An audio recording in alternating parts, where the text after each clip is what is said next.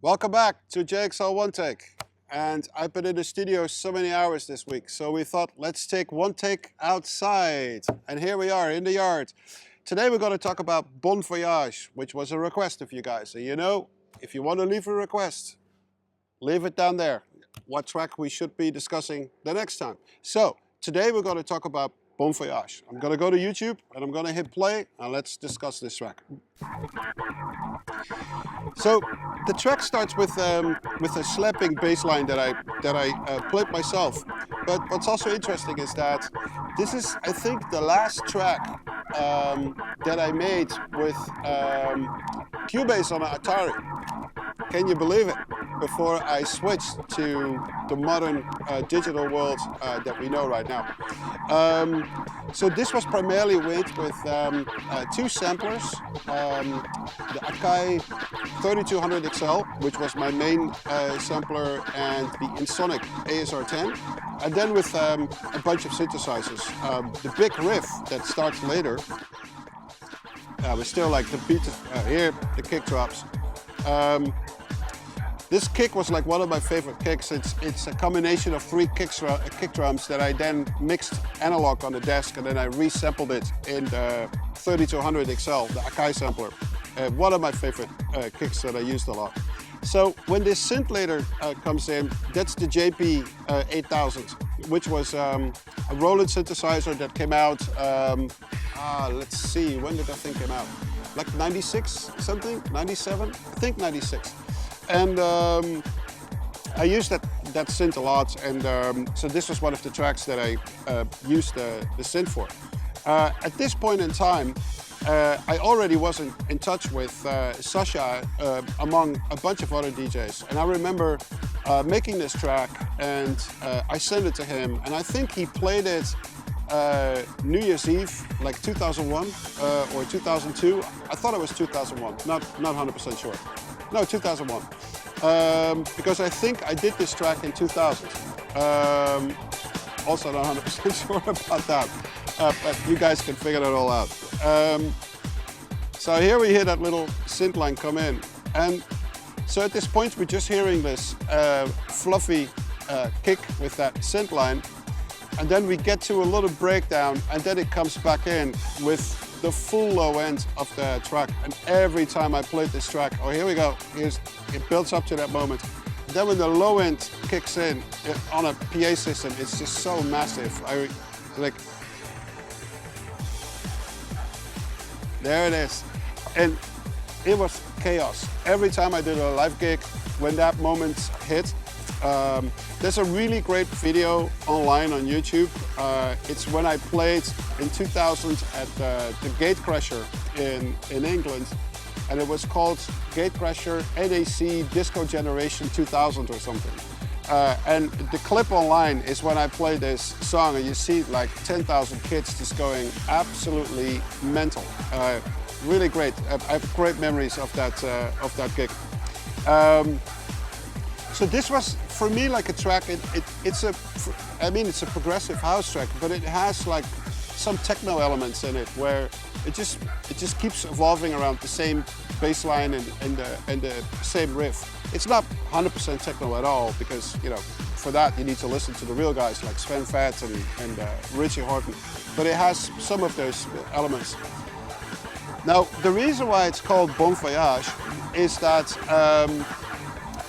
I found this sample of this girl from a movie or from a record. I forgot where I got it from.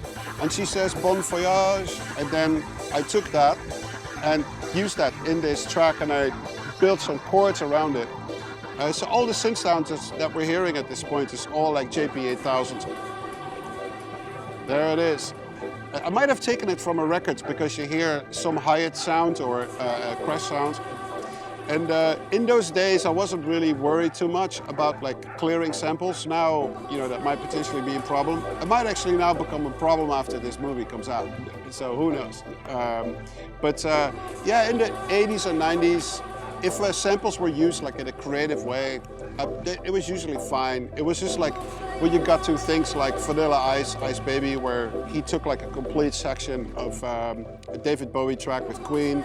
I mean, that became a problem if you did that. But little things like this was usually fine, especially in the dance music industry, because, you know, you would sell like a few thousands of these vinyls, because this was a 12-inch. So nobody really cared. It was all like totally fine. Oh yeah, I used the vocoder in this. In one of my studio tours, you see this vocoder. It's the Roland classic vocoder. I used it in this, like with, I actually sung myself. If you don't hear my original voice, I'm a great singer if it goes through a vocoder. But if it doesn't go through a vocoder, it's like terrible. You don't want to listen to me singing. Yeah, and this is like the build-up. And again, I'm just thinking about that Gatecrasher gig where it gets like so noisy, and then before it hits, it's like mayhem. Here we go. Yeah, I always get a smile on my face when I hear this again. It was just like really what that time was, like 2000, 2001, just like really banging progressive house music. And there were a lot of colleagues of mine that made progressive house music that was mellower and that was like more summery, I think, in nature. Kind of like what Breeza was, what we discussed like a couple of weeks ago. But I always loved, you know, things like Underworld and Chemical Brothers, where it was like rock and roll, you know, when the kick hit. So for me, that's what this track needed to be. And yeah, the bass sound is like still in there. I remember playing with that with the filter I used for the bass was the Sherman filter. I'm not sure if you guys know it, but it's like an external filter. Great sounds, distortion. I remember playing putting the bass through that and just doing all that. Back in the day, I had my first digital mixer, the O2R Yamaha, which I bought in '95 or so. And that simple Atari 1040 ST computer was spitting out MTC, and the desk would then slave to the computer, and I could actually automate my mixes so that you're hearing that I'm automating like things going in and out. And I was able to do that on the desk, and the faders would move. And for me, it was like super unique to have something like that. What I told before, we're getting to the end of the track. The other track would already be playing, like whatever record you would play next. And as I've explained in other videos, it's so great with those really long transitions between one record into the next, which was really what progressive house was all about. And DJs like John Dickweed and Sasha were masters at spinning vinyl for over minutes, keeping them in sync and having super smooth transitions from one track to another. And so when the other track is already playing, you want to keep hearing some of those signature sounds from the previous 12-inch going into the new one. And in the new 12-inch, you hear the new signature sounds. And these DJs would like beat match this perfectly, but also in the same key or a related key. And they were like super musical DJs. So that was, you know, a lot of fun. Well, I hope you liked this, this little clip about Bon Voyage. And like I said before, what track I should be discussing next, leave it below and we'll deal with it. Thanks for watching. See you soon.